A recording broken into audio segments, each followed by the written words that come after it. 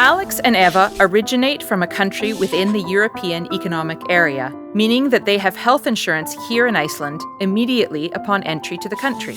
Anyone who has had their legal residence registered in Iceland for the past 6 months has health insurance in Iceland, regardless of what country they come from.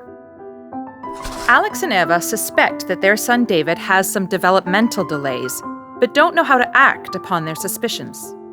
Alex and Eva discuss their concerns with staff at David's preschool, and they are advised to make an appointment with their family practitioner. The family take David to see their family practitioner.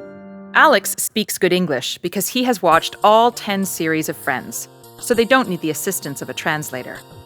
The health clinic informs Alex and Eva of their right to always have a translator present when they meet with a doctor because of their child. She told them about the counseling centers Narrator and Þroskahjálp, which work in collaboration with other good organizations. These are places where parents with children who have special needs can look for assistance.